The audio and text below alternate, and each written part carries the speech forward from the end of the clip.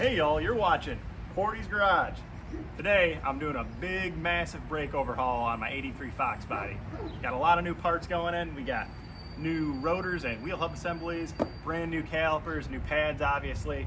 I got some new grease seals for the housing, and then I got a bunch of different tools we're gonna need. Always use the gentle persuader. We got a torque wrench, some channel locks, Loctite gonna be very important, brake cleaner, a whole bunch of grease, gonna be making a big old mess here, and then our usual standard assorted sockets and wrenches and screwdrivers and everything. So let's dig in. I finished up the driver's side, do a little comparison before and after. These rotors were really the reason that I wanted to change this out.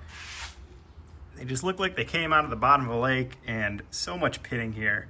Not really a bunch of grooves, but I can feel a low spot right along here on the inside. So I don't know if that was the caliper pressing things wrong, but we're gonna get that replaced. New caliper, obviously.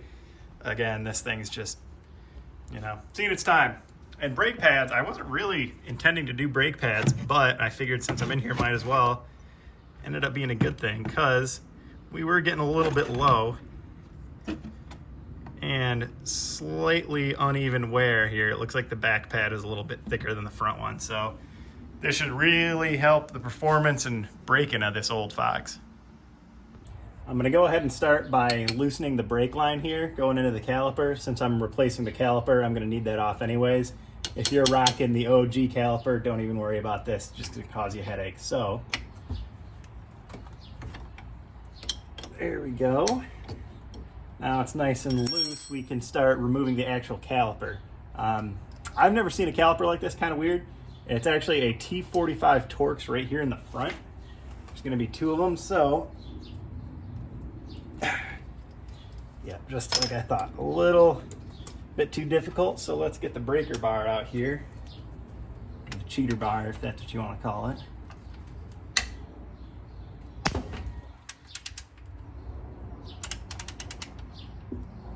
There we go, there's one. And look at that. I don't know if it's focusing, but it actually twisted my torque socket a little bit. So hopefully we can keep that going. There we go. That's broken. Now we'll get this big cumbersome thing out of the way and just take them off.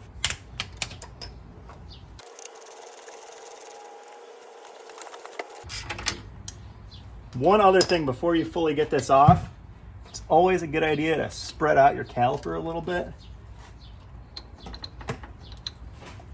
It's like one of those, get that screwdriver wedged in the caliper and kind of pull out on it. This way, since I got a little bit of a lip on my rotor here, I can actually slide it off instead of having to wrestle it out. So keep on keeping on.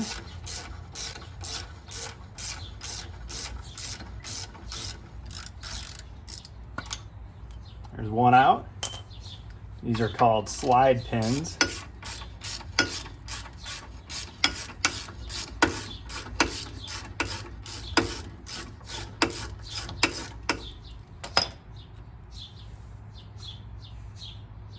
There's two out, and one sec.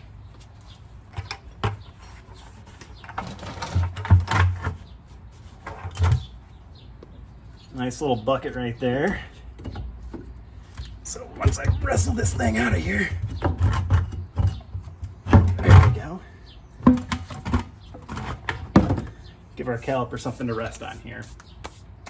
So next step is going to be getting the rotor and hub assembly off. It's a little bit more in-depth than the usual take a rotor off. So we're gonna start by getting this dust cap off the front here. Just kind of get a screwdriver in the edge, work your way around, start prying it off.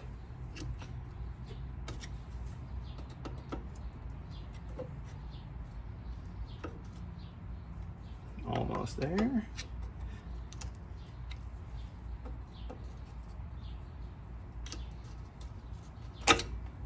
There we go. Now, looking in here, hang on, let me zoom in, give you a better view. So we've got a cotter pin right here in the middle. We've got some weird kind of castle nut type of thing covering the actual nut. We're gonna take that off. And we've got another nut in there and a couple washers and a couple bearings, but we'll be able to get this thing out in no time. Got my trusty needle nose here. I'm just gonna bend this cotter pin about as straight as I can. And we should be able to slide it right on out. Whew, that was wildly easy. All right. Then we've got our little castle thingy. It's kind of backside, it fits over the nut, and then this is where your cotter pin's gonna slide through and keep everything lined up. Interesting design, but okay. And the actual nut holding the assembly on. Let's get our channel locks. And these are pretty loose. The other side I could just get it off with my finger. This one I needed a little bit of guidance on.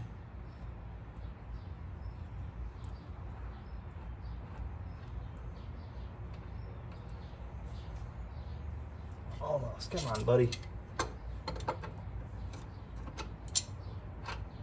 There we go. And now we should be able to slide this right on out. There we go. I'm gonna go set this down. I'm gonna go ahead and clean up our little spindle here. Hopefully there's no damage or anything that looks like it could start to hurt the new parts or the car or anything in the future.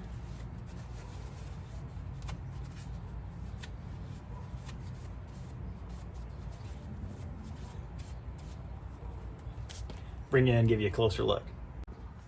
So we want this to be nice and smooth. Anything that's, raised or beveled or anything is gonna cause extra wear, which equals extra heat, premature failure. So I'm not feeling anything that I can scrape my fingernail on. Looks pretty good. I think we're gonna call it a go. Now let's check out our bearings to see how they're doing. Our outer bearing looks pretty good. I don't see any weird lines, any weird wear. Still spinning right. We're gonna call that good. The inner bearing is actually still here in the wheel hub assembly. So I'm gonna try and fish it out. It wasn't easy the last time, so just bear with me as I try and struggle through this.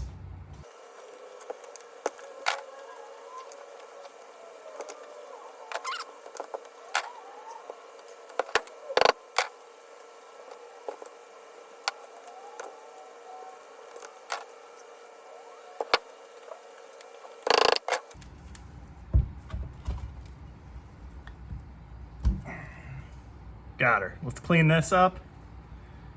One thing about this project is you're gonna need about 100,000 paper towels because there is so much grease, dirt, dirty old grease in here.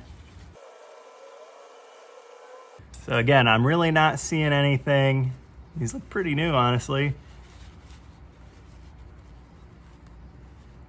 And there's no sign of me messing it up when I was picking around at it with my screwdriver. So we're gonna call this good to use also. Let's start putting these in the new wheel hub and we'll be ready to rock and roll. Now here's where I start to feel like Mike Rowe. It's a dirty job, but someone's gotta do it. We're gonna be playing in some grease here. So I'm gonna start packing this front one and then I'll set it aside. I'll pack the rear and then I'll start loading this up.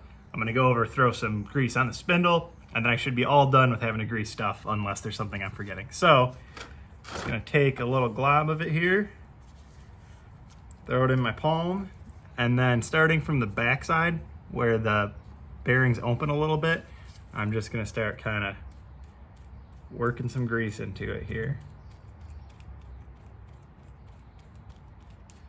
And you'll know you're getting grease in once you can start seeing it coming through the top here. So we'll just keep on keeping on. Packers in the house.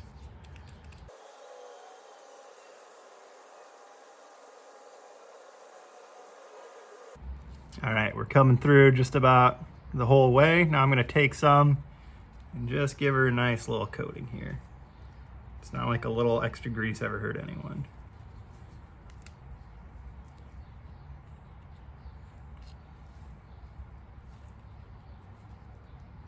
All right, set that aside.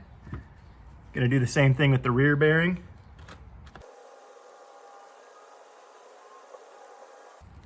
And some of this old grease that's coming through, I don't want it. So I'm just gonna wipe it off and keep trying to fill it with the new stuff as best as I can.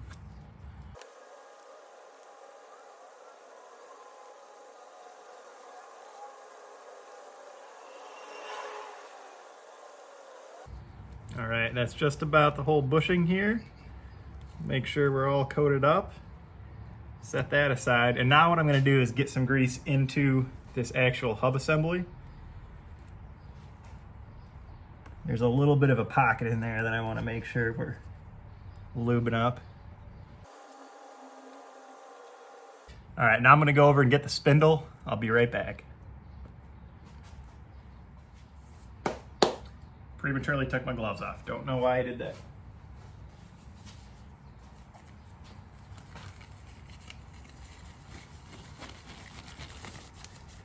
Now let's go ahead and drop the first bearing in, the rear one, and it's gonna be kind of coned down style. There we go. And I got a new grease shield that's going in. This also, it's got a little bit of a lip on it, and the lip goes towards the top, or I guess the rear of it.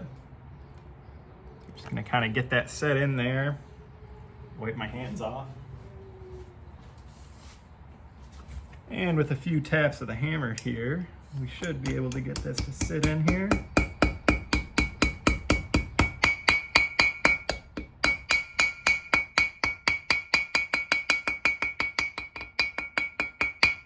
Beautiful. Now let's flip this over. Actually, before I flip it, I think I'm gonna clean the back of this rotor. Got easy access to it right now, might as well before, you know, I end up forgetting.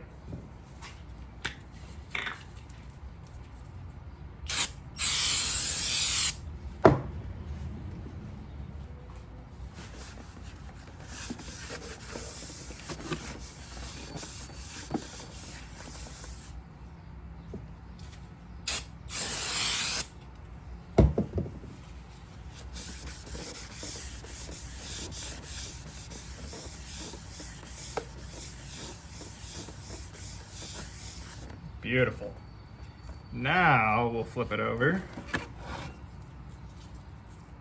I'm going to do the same thing, pack a little bit of grease into this top, and then I'll drop the bearing in.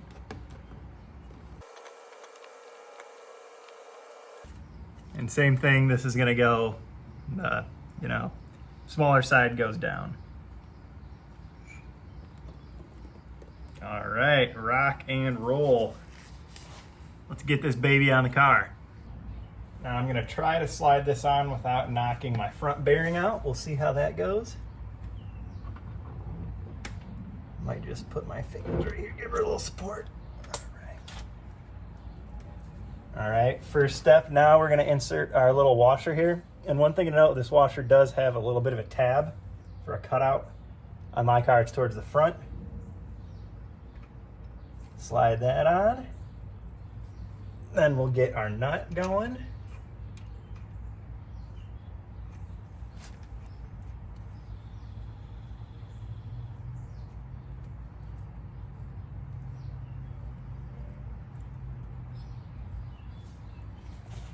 So now our rotor slash wheel hub is tentatively staying on. But what I want to do is make sure I get these bushings, bearings nice and packed in here. So let me grab my channel locks. I'll show you what I'm going to do.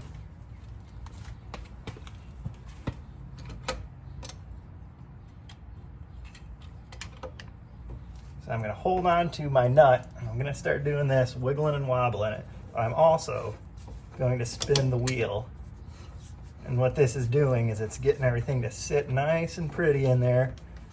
I'm not over tightening it or anything, but we're making sure that everything is getting locked into place. We'll do a little bit in the other direction.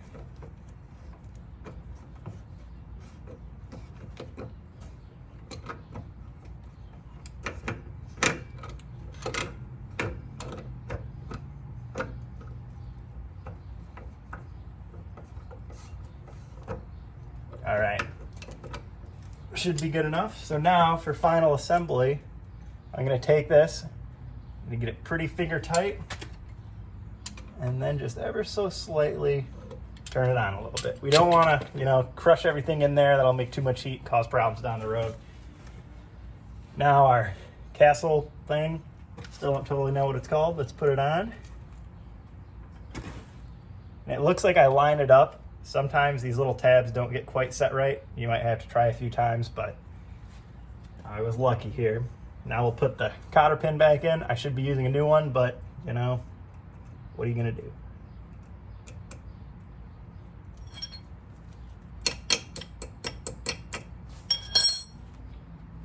I like to make sure it's going vertical wise. Then we'll take our tabs.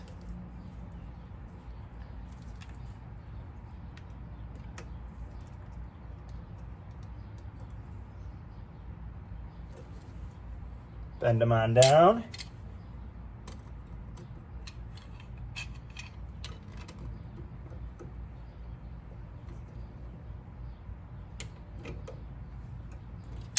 And there we go. Last thing here, put the dust cover on. Get my hammer, give her a few taps for good measure.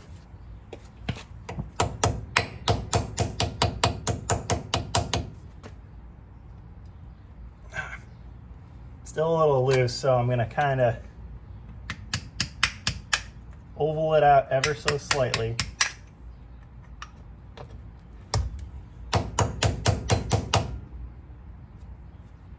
There we go. And we should always do a quick little check here, make sure the cotter pin isn't bumping into anything in here.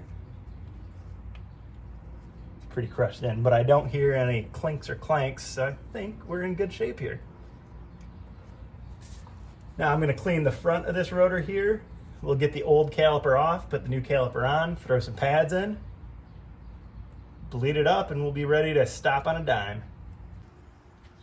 I went ahead and I threw some grease on the back of my brake pads. The worst noise in the world is hearing brakes squeaking and squealing, so not getting any of that. Another thing, always a good idea to inspect your hardware, these new parts, because I got a hole in my little rubber boot here. The way it was packaged, it was bending this thing hard, and as you can see, grease is leaking out. So picked up a new one of these rubber bits. I'm going to throw that in. That way we're not going to have any problems down the road. And last thing before the caliper goes on, I'm going to go ahead and put the rear pad in because it's kind of tricky. It's pretty interesting there. There's actually like a hollow bit where the cylinder comes and pushes the brake up, and then the rear pad has like these three little claws that go in there. And one thing, be sure when you're putting this in, make sure it's lined up, because if you miss it, you're gonna be pushing into this rubber seal here, and you're gonna have a bad time.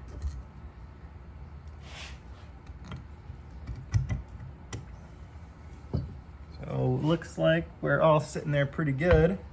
I give her a few taps. Bam. Pad is in. Let's go throw this sucker on. Already got my brake line cracked, so let's go ahead and take this sucker off and try not to get brake fluid everywhere.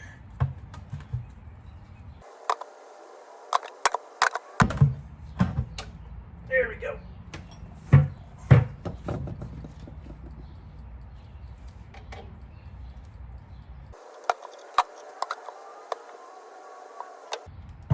There we go. Only spilled a little bit of brake fluid. Now we can go ahead and pop in the front brake pad, which just kind of slides in here. And one thing to note, the inside pads, doesn't matter what size you put them on or what side you put them on, the front pads do need a very specific side. So they got an R and a left somewhere on them. Just look for that and it'll set you right.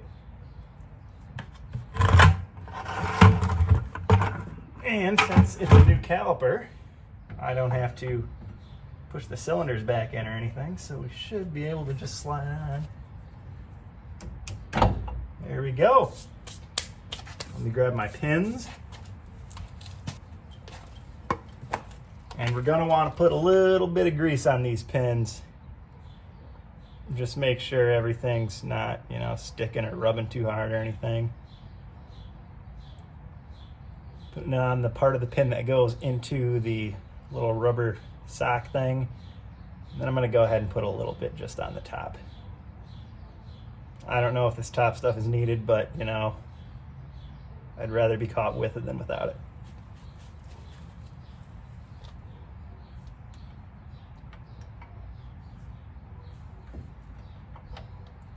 There's one setting in there. Let's get this next one greased up.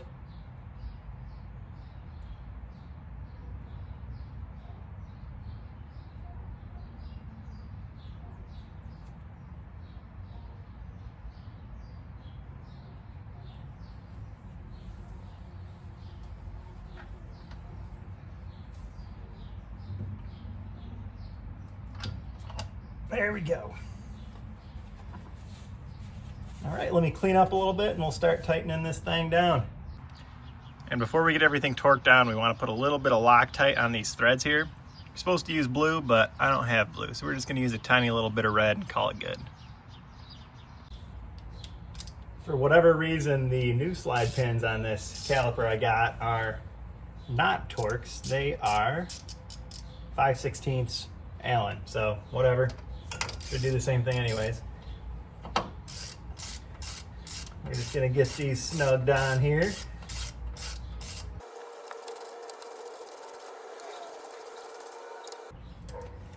And before we go torquing anything down, always a good idea to check. Make sure the caliper slides. It's going back and forth. If it wasn't sliding, it's probably something's caught on something and you're only gonna be braking with half your, or one of your brake pads. So this is looking like it's working pretty well. Let's go ahead and torque it down. Calls for 30 to 40 foot-pounds. So with this being brakes, I'm gonna go all the way and do the full 40. Because I don't want to die because my brakes fell off.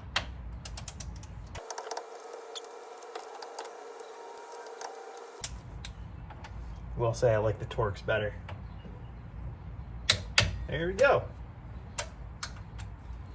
We're torqued down. Everything's back on. I'm not missing anything, I hope. Let's bleed them up and we'll see where that takes us.